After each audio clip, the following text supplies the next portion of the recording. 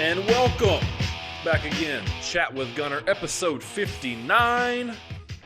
Welcome in, Ethan. It's been a long week. Today is Thursday. Today is March the 11th, I believe. Yes. Thursday, March the 11th. Man, this week has not necessarily flown by, but it's been fun. So let's recap a little bit. Last weekend, had the show, Southern Honor Wrestling. Had a match against CT Keys. My second match with him in my career. But we had a match. It was his first time at the show. Love CT. Great guy. Fun to be around. Athlete. Looks great. Last time I wrestled him, he probably weighed, let's call it 190 pounds. Was ripped to the bones. This time we wrestled, he said he weighed right at 230. So I mean, you got to believe the guy. And he was thick. Looked strong. Looked good. So we go out there, we have a match. The idea of the match was a typical Gunner Miller match at Southern Honor Wrestling, which seems to be a sprint-like match, very similar to a Goldberg match or a Brock Lesnar match, where it's a move, keep the action going. So we had a nice little match planned out. Todd helped us put that match together. He kind of had the ending for us and kind of lined some things out. So it was just two athletes going out there to perform what they were supposed to do, and I think we did that. The only hiccup we had, so we had a spot towards the end of the match where I'm going to go for the spear, and he catches me as I'm going for the spear into a guillotine. So in order to do that, we both had to roll through it, which was awkward. Never taken a spear like that where we've rolled through. It's always been where the guy goes to his back. So we roll through it, and it's awkward. And the way he has the guillotine locked in as we're coming back up to my feet is he's got his arm, or his right arm, around my neck.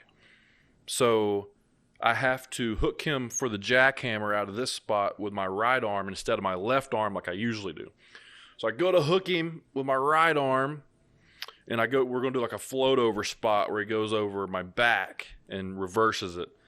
So I go to lift him over my back. Keep in mind, 230 pounds.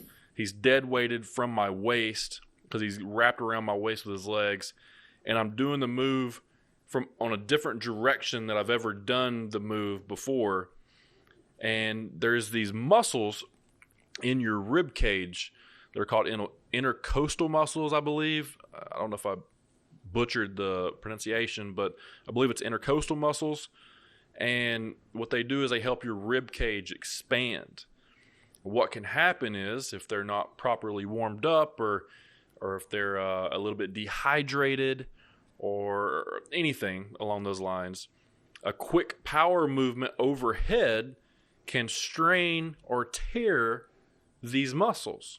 Oof. So I go to lift him up, and I drop him over my head, and I hear something pop.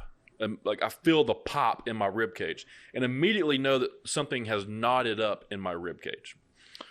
So he goes immediately. I mean, there's no time to like say, "Hey, man, I'm hurt here." You get some middle of the wrestling match. So he hits me with a move.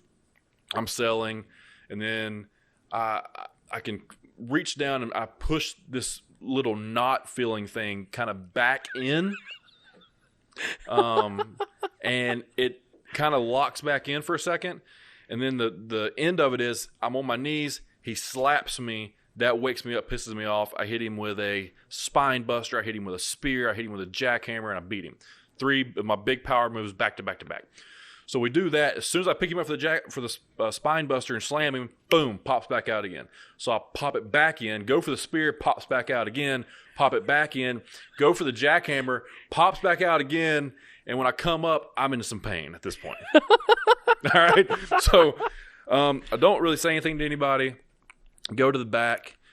Tia meets me in the back, and Marcus is back there.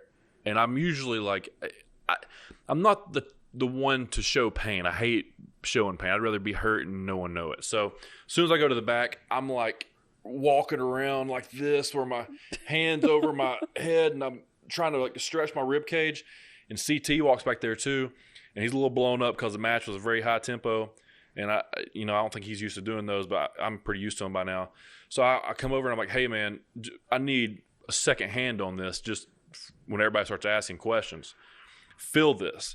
And I put his hand on my rib, and he's like, what is that? And I was like, I'm pretty sure that's either my ab that's floated over my rib cage, or there's a muscle in my rib cage that's over top of it. Not sure what it is, but something's wrong here.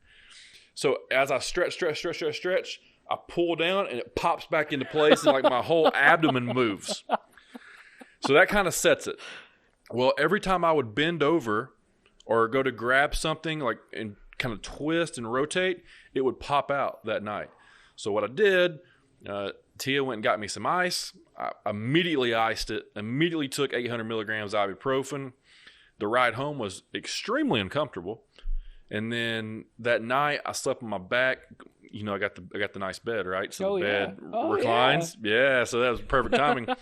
Slept on my back in my reclined bed, which I hate sleeping on my back. And then getting out of bed next morning, it was really tender and sore.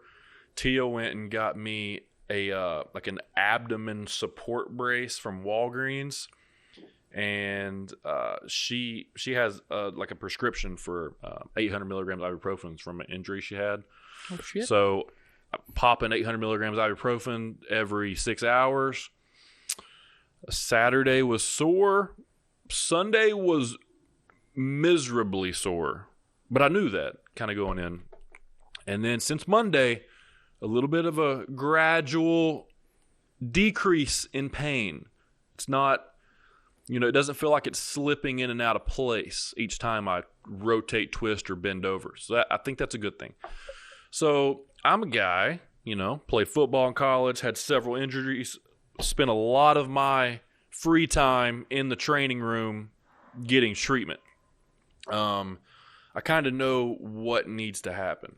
A lot of ice, a lot of heat, a lot of stimulation with like a stim machine, and some ibuprofen. And you got to work out as far as not body build or strength train the muscle. You've just got to keep blood flow going to that spot for it to recover. So Sunday, Monday, Tuesday, Wednesday, and this morning, I sat in the sauna for a minimum of 1 hour. A couple of those days were longer. I did deep breathing exercises, expanding my rib cage and letting it go back in, and a lot of stretching and a lot of posture work. And I'm starting to see some improvement. But what's driving me nuts is I haven't touched a weight since the injury. Damn. It's the longest I've went without like a strength training session since, in a long time. Even when I hurt my knee, I was able to, like, you hurt a knee, you can still do other things. Literally, if I tighten my core, there's a pain. Jesus. So there's nothing that I can do with resistance that I'm comfortable with doing right now, because I don't want to go to the doctor because I feel like I'm smarter than the doctor. Well, the doctor's going to tell me.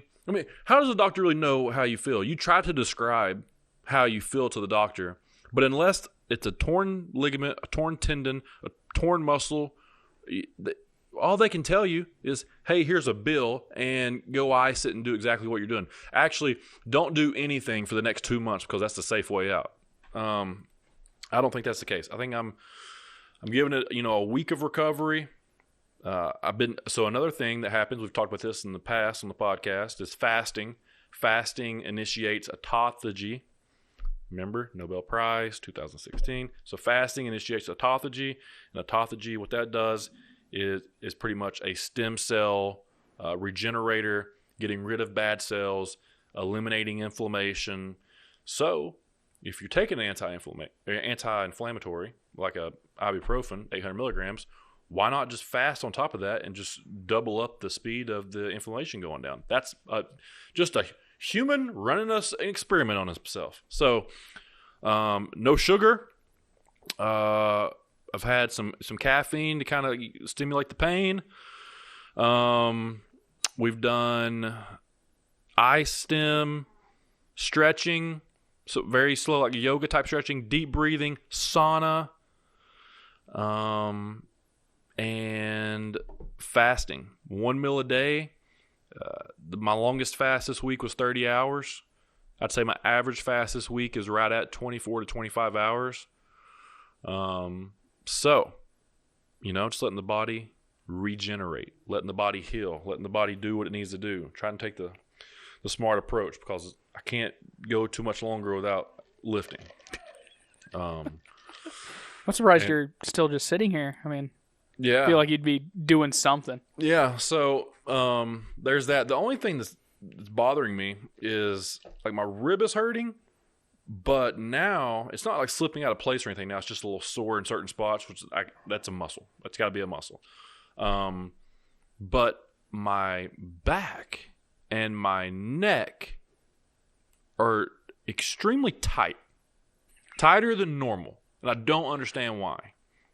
And I don't know if it's because I'm like overcompensating for an injured rib. I don't know. So I don't know. I like data. I've been writing everything down every day, kind of charting my progress. I've got and what sucks is I've got a match next month, main event for the championship against David Ali. And, it's not that I want to not miss the show because I'm in the main event for a championship. I've never gotten a chance to work David. And David's a champion, doing a great job right now. And I think it'd be, fun to get in there. And I don't want to get in there and give him an injured me or a not 100% me. I want to be able to go full speed. Even if I'm not 100%, I want to be able to go to full speed and know that I can do everything. So a little bit of a plan coming in this month. I might have to come in lighter, I guess. Eating 1 meal a day, if that. Fasting down. I was 230 in the last show. I'm already down to 220 since the injury. So I'm hoping, cleaning up the diet a little bit, maybe, or just eating once a day. We'll try to strip away some fat. Probably going to lose a little bit of size or denseness or hardness that comes with that. But whatever I got to do to get, healthy to be able to perform next month. So that's the wrestling catch up. What's up, Ethan? How's the rest of the weekend? Nothing's really changed. Oh, whoa. Uh-oh. Hello. Uh-oh. My microphone sounds a lot better now. There you go. Yeah, no, I mean, there's not really anything going on. It's March. Yeah. March is always a little bit of a dead spot, at least the beginning of March. Yeah. At the beginning of the year, all the big stuff has come out. That first big hit of the year has come out, which was WandaVision this year. I don't think I've heard anybody talk about anything else since January, as far as entertainment is concerned. My brother-in-law has asked me twice now, like we do family dinner every Wednesday night. He's asked me the last 2 Wednesday nights if I've watched WandaVision. And my answer's been no. But, I mean I trust him. He's a big Disney guy. He loves all that stuff, like as far as like the Marvel movies. Ethan's quick WandaVision review, it's not bad. It's one of those shows that, for me as a comic guy, like keeping up with comics, even though I don't necessarily like buy them and read them, I know the storylines. I know what they're going for. Yeah. The storylines that they took from, because I mean it's a Marvel movie or Marvel series. Marvel takes from separate but different comics all at the same time. Like Civil War, Captain America was 2 or 3 different Civil War stories, all packaged into one. Gotcha. To be their digestible, version. Yeah. To be their version, yes. And so with WandaVision, it's again 2 or 3 different stories that all kind of had to do with Wanda Maximoff and the Vision. And it kind of culminates into a place where I'm excited. I definitely have said that if you liked the Marvel movies, if you feel like you want to keep going after Endgame, it's good. You should watch it. But I've got plenty of friends that have said, I don't know, man. After Endgame, I'm just kind of done with Marvel at this point. I might watch the Spider-Man movie, and that's about it. And I can't blame them. Endgame was literally 10 years all culminated into one movie. To be that good of a movie, maybe it should just go away. Yeah. But we did have a year without any Marvel movies. Anything Marvel that would have come out. 2020 didn't come out. So WandaVision was the first thing to kind of come out? Yeah. WandaVision is the first post Far From Home. It's set between Endgame and Far From Home, which is also very weird. Something to keep in mind if you do watch it is that, and this is something I didn't know until literally the week of the finale, was that WandaVision was actually supposed to come out fourth after, like, for Phase 4. So Phase 3 was, ends with Endgame, and then the post-mortem epilogue is Far From Home. Okay. Spider-Man. Yeah. But Black Widow was supposed to come out. Falcon and the Winter Soldier was supposed to come out. Loki or Doctor Strange in the Multiverse of Madness were supposed to come out, and then WandaVision. Okay. It's a little bit out of order now. So it's a little out of order, but it still makes sense. Okay. So I think they did do very well with the extra year they had to work on it, because I think the finale wasn't finished until about 4 weeks ago. Gotcha. 2 weeks ago when the finale came out. Gotcha. They literally finished a finale for a TV show 2 weeks before putting it out. It's a little crazy, a little down to the bone, but hey, you do what you gotta do. Yeah. And you can definitely tell there were different avenues they could have taken in the finale, and it goes from like a 30-minute show to an hour show for the finale kind of thing, or like a 48-minute or whatever. Yeah, and it's worth it. It like those extra minutes, you're like, oh, we needed that. Gotcha. But yeah, I mean, I don't know. There's a few things that have come out that I've just been like, meh. Like the new Disney princess movie. I watched it with my little sister. I haven't. I'm refused to pay the money to watch it. Of course, don't. I can tell you that. I think I learned your lesson on Mulan. Yeah. Yep. Okay. Still don't see Mulan. It's not a good movie. And this one, it's also okay. Yeah. It's a bunch of the same. Here's how I knew not to get it. So the week it came out, they had toys out at Target. Yeah. Okay. And you got all these different toy sections. You got Ryan's World, who has his own aisle. Jesus. You got that's crazy. Yeah. You got Blippi's even thrown in there, and he's a YouTuber. You've got the Cars section is still a hot section in the kids deal. Oh yeah. And it's got its own aisle. And then you got your you got your Legos, and then you got your Hot Wheels, and you got all your stuff. There was one little bitty tiny section, one little on the end of the row for this one. And I was like, if like Moana just came out, it'd have a big chunk of a promotional plan. Disney has its own section in working retail. I know how this works. Disney has its own section usually for its Disney merchandise. That's not like cross-pollinated with like the Barbie stuff or the car stuff, which is basically Hot Wheels and Lego sets. Yeah, Disney has its own section, just like WWE has its own like small section. Yes, Disney has its own section, and usually that will be just packed with the new movie merchandise. Yeah. The fact that this wasn't tells you a lot. Yeah, I mean, and that's just, It's one of those things. I mean, Marcus likes to go to Target. That's his store. Like, he doesn't know. Like, it's funny. He doesn't know how to, like, read, right? But by God, he knows what Target looks like, what Walgreens looks like, and what Walmart looks like. Hey, Target is the fanciest out of all. And what's funny is he knows he knows Chick-fil-A, and he knows McDonald's, he knows KFC, and he knows Starbucks. Isn't that hilarious? That is hilarious. Such a bougie kid. A little bit, yeah. I got a show for you, though. A couple shows. You ready? Oh. Yeah, one we talked about prior to this. We already kind of shut down. That was just a little brainstorm. But have you seen Young Rock? No. It's good. I mean, I've heard very good things. I don't think anyone should expect a negative review from me on a Dwayne Johnson produced, starred TV show. Okay, but I would like to be honest. If like, there's some movies he's come out with, and I'm like, yeah, but it's The Rock, so I'm gonna go watch it. Doesn't mean I'm gonna like. There's some movies I've only watched once, or barely watched because he's in it. But this show is actually pretty good. It's called Young Rock. It's on NBC. I think it's had pretty good success as far as an opener with ratings, especially like on the streaming sites. I think they somehow count that now instead of like the live views. It's like with the playbacks. Anyways, so the gist of it, The Rock's running for president in 2032, and he's doing these interviews with like they'd interview Trump or whoever it was, like a sit down, like, why do you want to run for president? What are your philosophies? And he's going back through his actual stories of his actual life.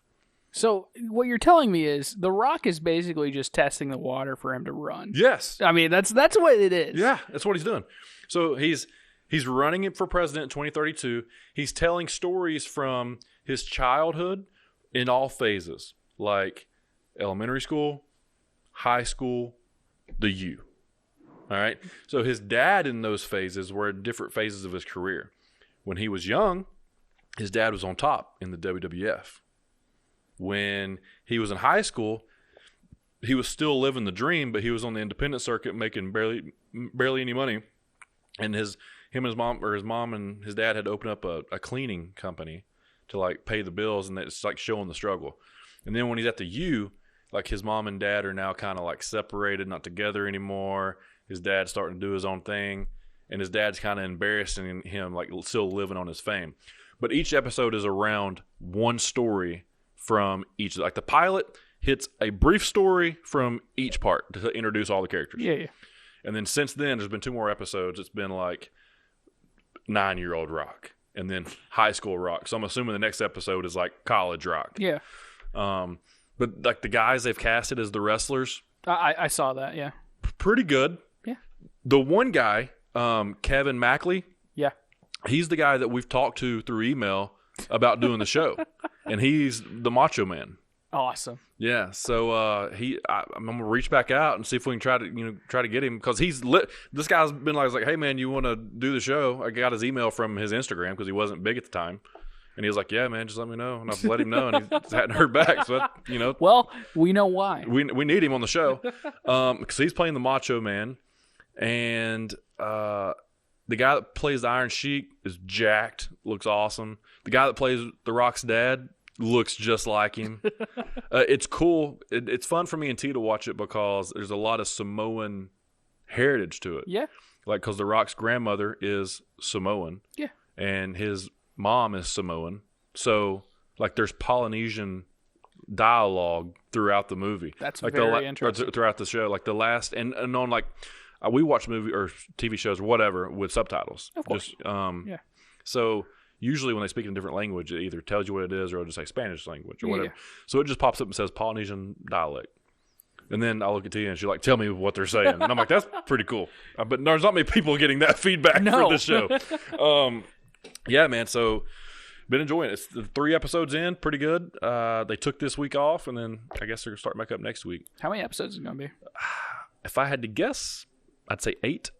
Yeah, if I had to guess, 8 is like the happy number for shows at this point. And then maybe if they get a season 2, which I don't know. That doesn't seem like a good show for a long time. Well, I mean, it just depends. Like, it depends on like. So he's done like the let's call it the 8-year-old him. Yeah. And the 15-year-old him, and the 20-year-old him. Right? So he's done those. I mean, you could throw in later on down the road, you could throw in the just got into wrestling him. Yeah. The just broke into Hollywood him. Yeah. I mean, you could do that. I just don't know. I see it as a one-off. I see it as a one-season I think so, too. deal. Just thinking of how this is, how it's being, like, critically acclaimed at this point. Yeah. Although it is being it's well regarded. It's being very well reviewed. Yeah. I just don't see it doing another season. Just because, like, it's one of those things that if you did 2 more seasons, it would lose its magic. Yeah. I'm with you. The only thing that I could see him becoming president, of course, in season 2, and him telling like stories. Or just follow. I do President Rock. I don't do. There's no telling with that guy. There's no telling. So, another show that's on Hulu's winning right now. Another show on Hulu. Okay. Watched it last night. It's a movie. Hulu exclusive. Just came out. You ready for it? Because I know you haven't seen it. Boss Level. Look it up. I've heard of this. Yeah, bro. Boss Level. Frank Grillo. So Frank Grillo, I'm a huge fan because I watched Oh, yeah. Kingdom not too long ago. And he's the dad coach of Kingdom in the MMA show that was on Netflix. Oh, gosh, Mel Gibson. Mel Gibson's the bad guy. Naomi Watts is the lead girl. Okay. Dude, so think about this. Have you seen Edge of Tomorrow? Yeah. You know how it's like Groundhog's Day, but an action movie? And you've seen Groundhog's Day, obviously, right? Oh, yeah. And it's a comedy. Imagine modern day, like it's modern day, both those movies combined to make an action comedy. It's hilarious. It's fantastic. It's a special ops guy, former special ops guy, who's got a rocky relationship with his ex-wife and his child, and he wakes up every day and he gets killed. And he's trying to figure out how not to get killed, and he just tries to progress the day as the movie goes on. Yeah. So he's like 200-something days in, trying not to get killed, and he's trying to get to the guy that's trying to kill him, which is the boss level. Yeah. It's awesome. Yeah, no, there's a lot of those concepts nowadays that I'm finding more and more intriguing. Yeah. Like, there's a game that's coming out. Hopefully I get a PlayStation 5 before it comes out, because I really want to play it. It's called Deathloop. It's basically the same thing. It's about a character that goes to this island or this cape, and he's an assassin, tries to go kill this his mark or whatever. Yeah. And then he dies, but he wakes up on the beach, and he has to do it again. Ugh. And the whole story is like he has to kill everybody in the town all at the same time, and then maybe that's the way he fixes it. It's very cool. It's got a good concept. It's a little bit of the like old Bond films, like 70s retro. Yeah. It's very cool. Dude, this movie was... So the guys that have created this movie, it's Frank Grillo and his buddy, who they're executive producers together. Okay. And they've started this producing company Sure. called War something. Literally, they're like, we found our niche. And this is what we're doing. We are doing movies that we wanted to watch when we were kids. What were those? Arnold Schwarzenegger and Sylvester Stallone. We're doing them in modern time, and we're doing them for Hulu. And Sure. And that's what they're doing. So he has like a couple movies coming out here soon. They're all just action movies. Fun fact, he is in the most revenue-generated movie in the history of China. And one of the biggest stars in China. What was it? Frank Grillo. Wolf Warrior 2. I've never heard of that. Look it up. It did $1 billion. Jesus. Oh, he was also in Billions. Yeah. Oh, yeah. He's in the last season of Billions. So he's got. They're about to go back. The last season of Billions was cut off due to Corona. Yeah. So he's got to go back and film some of that. I listened to an interview with him today. So I found Wolf Warrior. There's a second one? Yeah, Wolf Warrior 2. There's a movie called Cosmic Sin. Looks like, is that Bruce Willis? Yes. Yes, it is. It's coming out here soon. Man. Yeah, no, this guy's... So the only way I know Frank Grillo is from Captain America.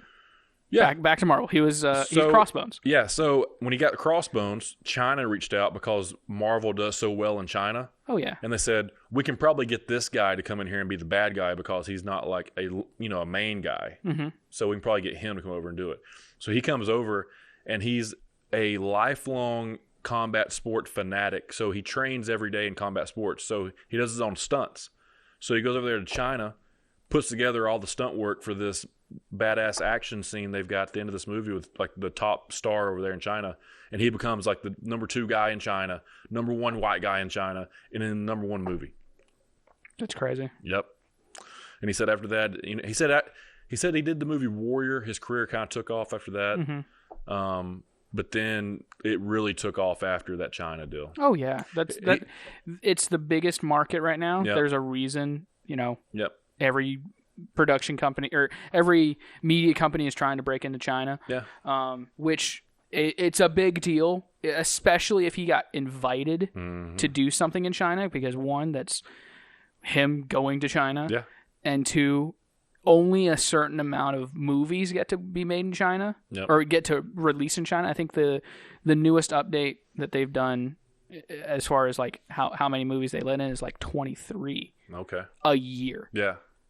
And most of those get taken up by, Disney movies or big budget movies. Right. Let alone getting to work on a Chinese movie.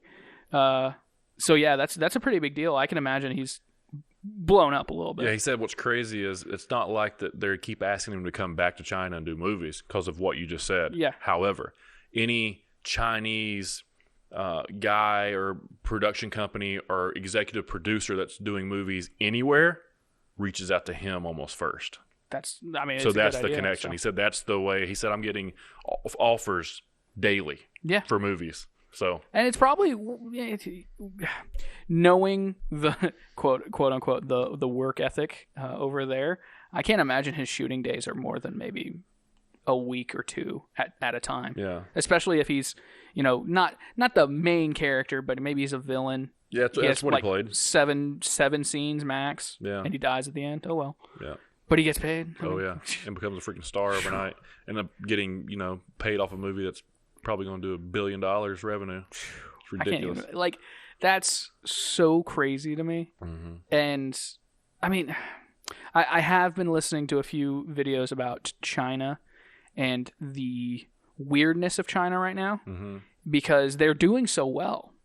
But a video I watched today has said basically not because of anybody else, but just because of how China is currently projected. The only thing and the surefire thing right now, unless they change it, that is going to take China down is their demographics. They've got such a huge population of 30 to 40 to 50-year-olds right now, the working population, but they don't have enough kids and younger people. Put the ban, right? Yeah. Well, the ban has been lifted. Okay. Since I think it was 2018, 2019. Yeah. But still, that's a long time. But it was a long time where you could only have one kid. To keep a population consistent, you have to have at least 2.1 kids. Yeah. Because you have to replace the two parents, and also 0.1 for any accidents or what have you. And China had a 1.6 rate of childbirths. Yeah. So. Yeah, the very interesting thing, not to make this a political podcast after we were talking about movies and stuff, but I find it very interesting that China is so big right now, but probably within our lifetime, a lot of that's going to change. Yeah, maybe. It's crazy. Yeah, and it also puts into perspective America, because evidently America is also at 1.8 kids per family. Right. Which is a little concerning. Yeah, could be later on down the road. Evidently, sperm counts are down. Oh, yeah? A bunch of stories that I've heard throughout the week. COVID vaccine. Oh, yeah, 100%. So, another show on Netflix that I binged just because it was bored at nighttime and it's good. Jenny in Georgia, or Georgia and Jenny. It just came out. It was the number one show. Look at it. It's either Jenny and Georgia or Georgia and Jenny. So, this show, for all you chick flickers out there, is a young mom, 30 years old, had a kid when she was 15, biracial, and they're kind of bouncing town to town. The mom kind of scams people as she's in and out of town. You can kind of tell she's got a little bit of a history with some type of a gang or a biker gang or a mafia, some type of something's behind the scenes, and it's her child having to go into a new high school, trying to make new friends, her young child going into elementary school, trying to make new friends. He's got some issues on his own. The dad comes back. The first article I see is why Ginny in Georgia is the anti-Gilmore Girls. Yeah, I mean, from the setup you just gave, sounds about right. Yeah, but it's got it. So it's kind of that with a little bit of a a bite, a little bit of a something, a little bit of a 2021 to it, you know? A little bit of Netflix. Yeah. The daughter comes across as super liberal. The mom not so much. Okay. So there's a dynamic there. Yeah. And it's in a very ritzy town. So you're dealing with your American whites, your very strong American whites up there, and your American white housewives. So I don't know. I like the show. I got caught up into it. It was Sounds about right. What else have I woke up this morning and Tia was watching. I didn't watch much of it. Tia was watching the Hulu special with Oprah and Meghan. Oh God. And Harry, or did they do it one that was just them two? No, it started out her and Meghan, and then Henry came in. Okay. I just saw. Do you really want to talk about this? I don't. Listen, I would love to talk about it. I didn't watch it, and I haven't read up on it. Fair enough. Other than headlines and some sound bites from. Well, I can tell you this: some very strong far right Americans. Yeah. So I don't want to get labeled as that. I can tell you this: it's a millionaire complaining to a billionaire about being a princess. Yeah, I mean, that was the Donald Trump Jr.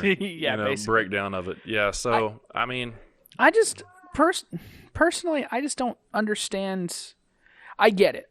Even you can be a millionaire, you can be a billionaire, and still have problems. Yeah, like you can have interpersonal problems, especially with royalty, and especially so for her. I don't know Meghan's necessarily, like, her life story. But she obviously didn't grow up royalty. Well, let me tell you this. Let me tell you her. I did a brief Wikipedia search today. So let me tell you a little background of where she started. Her first acting gig was one episode of General Hospital in 2002. And then she became a princess. Just saying. The girl made it. She did her thing, right? Yeah. You know? She was on General Hospital. Come on. Yeah, General Hospital, the reboot of 90210, got big on Suits, did one really big movie in Horrible Bosses, married the prince. Huh. And then called them all racist and left. Well, no, here's the thing. To clarify something, because you obviously just read headlines. She didn't call any... She said that there were people in the Crown that were worried about her and Harry's baby coming out a darker shade of white. Now, she did not name names. She did not say who. Nor did she say necessarily that they said it was a bad thing. She just simply said that people mentioned it. Okay, so why don't you leave? Exactly. Like, listening to it, like understanding, like coming into a royal family, like people that are the literal epitomes of white privilege. Yeah, they're not the American whites. They're the super whites. They're pale. Yeah, and they're the royal whites. Jesus. Now I've never heard anything bad about the Queen. I've heard that she's a sweetheart. From anybody that's ever worked in Buckingham Palace. Like, she isn't a tyrant. She isn't, like, one of those people that, she's not an Ellen DeGeneres.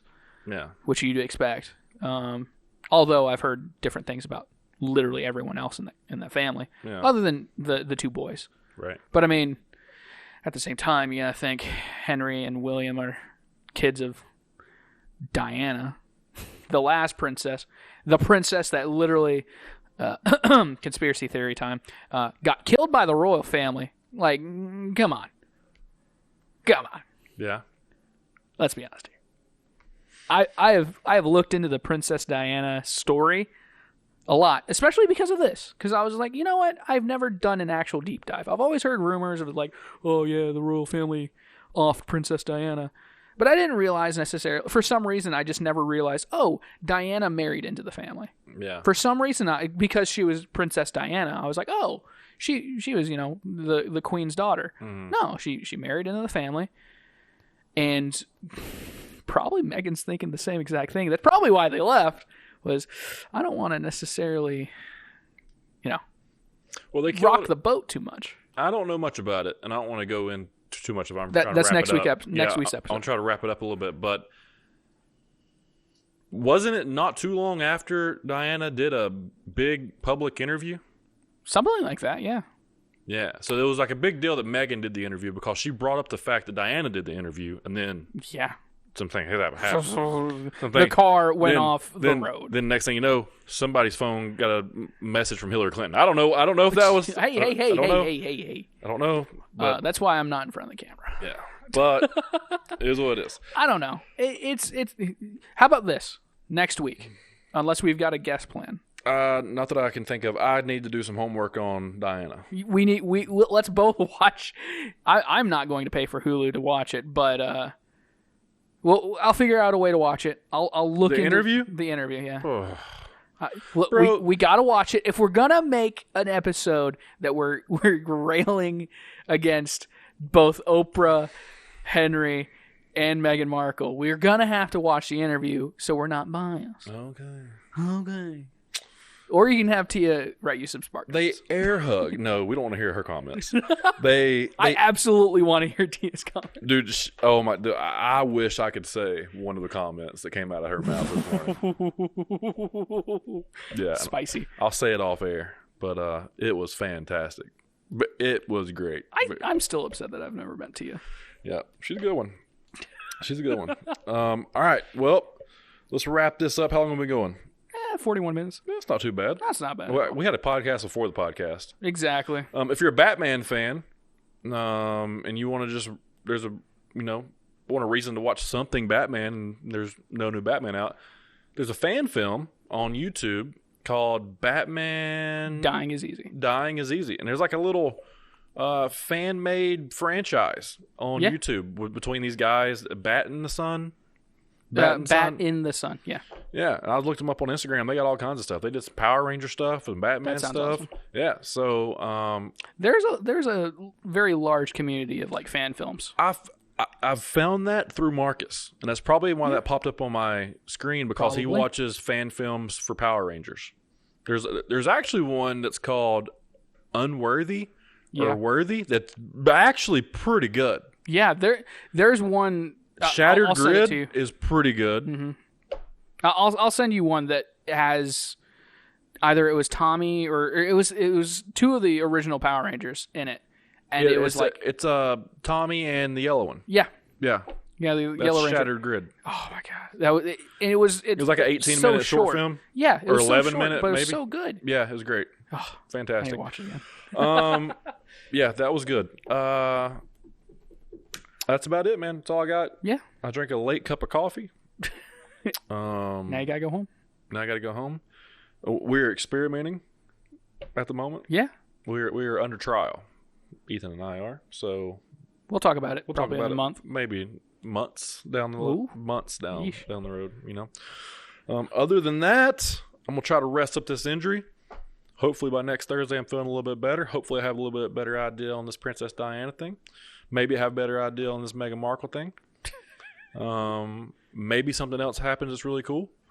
I don't know what's coming out in the next week or so. There should be a Young Rock episode next Tuesday, so I'll probably have that watched.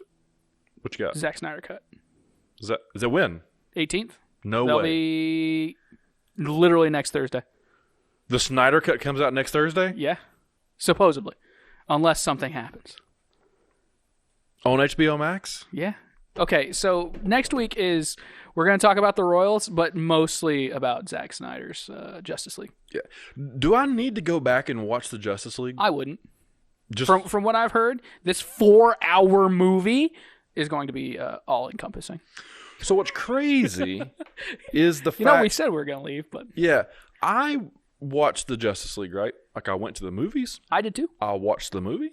And I honestly, right now, looking at you dead in the face, I can't tell you one scene. I can tell you one scene. Actually, no, I can't. I can tell you one scene. Batman is wearing like a tan Batman suit. The Nightmare. Yep. And he goes into a a bunker, and Superman. sees Yep. Superman. Yep. Other than that, Evidently, the Snyder Cut has a lot more of that. So I'm excited because I was more intrigued by that than anything else. And I do remember watching the original Justice League.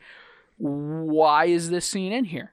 It's just a random scene that doesn't lead off into anything because we don't see the villain that's connected with that. which I think is the Joker. No. No? It's Darkseid. Oh, okay. Darkseid is the Thanos of Marvel DC. or DC. Yeah. Okay, so I'm excited. Hey, man, whenever there's a Batman out, your boy's rejuvenated. Like, he's ready to get back on a diet. He's ready to work out. He's ready to go hard. The Batman in that fan film is like 6'5" according to the internet, and a little bulky according to Ethan. I don't like it, but I think the fan movie looked good. But if we want to talk about getting down to the right dimensions, Batman is between 6 foot and 6'2", 210 to 220 pounds. I'm not trying to say I'm between 6 foot and 6'2", Gunner, 210, 220 pounds.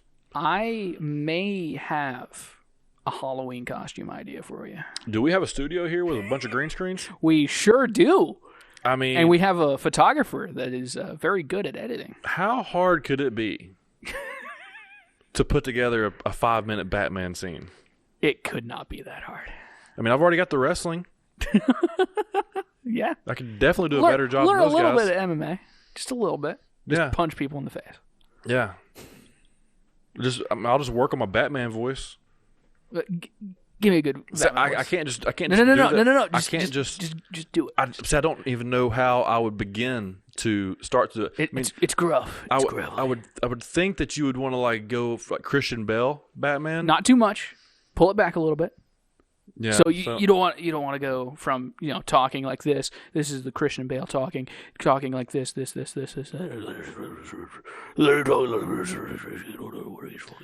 you're telling me Alex Jones is Batman? Absolutely. So Alex Jones with Joe Rogan's body, and we're Batman. Joe Rogan's He's a little short. okay. You said it, not me. I don't want to get punched. I think he knows he's a little short. Yeah, he had a great podcast today with Matt Frazier, the fittest man in the world. Oh shit. Yeah, that's the guy that won the CrossFit Games like 5 years in a row. Jesus. He's retired, 31 years old. Yeah, dude. He kind of breaks down his whole mindset, training philosophy, all that stuff. Pretty. For me, I can't wait to listen to it and then not be able to execute. Yeah, it's pretty interesting. Very interesting. What else? UFC was great this past weekend. Israel Adesanya finally got that ass beaten. I won. Finally. I've been betting against him for like the past 6 fights. He's been killing me. All right. So another good week. I guess we'll get this up. The last show's up on everything, right? Should be, yeah. Yeah, I think so. If not, both of these will be up. Yeah. So all right. So YouTube, like, subscribe, follow, iTunes, review, subscribe, watch it, Buzzsprout, whatever, Spotify, click the play button, enjoy. It's funny, dude. I'll have random guys that like I've just kind of cross paths with over years, and they'll just kind of like reference the podcast in a random text message. How? So the other day, like a couple weeks ago, one of the guys was like, he sent me a link of the NCAA rebooting. Yeah. And he was like, "Hey man, been listening to the podcast. Knew you were playing NCAA or talking about NCAA. Just want to shoot this to you, see if you're still playing it." And I was like, "That's cool." Some guys will just kind of watch, like, "Hey man, won $50 this weekend. Thanks for the picks." It's just it'll be like just random. So I don't know. It's funny. It's funny. It is what it is. There was a email that came through on the podcast email. Yeah. About getting a store set up. Did you see that? Ooh. Look into that. I'll look into it. I replied back to the lady. It's a free store. It's called T Public, maybe. I haven't heard of them. I don't know, but it's one of those type of things where you submit a logo free of charge. Awesome. You set up a store. Your stuff now goes to all of their merchandise. Whatever's purchased, you make 31% of. Okay. Well, hey, If anybody wants T-shirts, let us know. Yeah, I mean, dude, you can't beat that. No. You don't have any cost into it, and you make, I don't know, say you sell one for $10, you're making $3 Hey, I'm not against that. all day. All right. All right, let's get out of here. We'll see you later.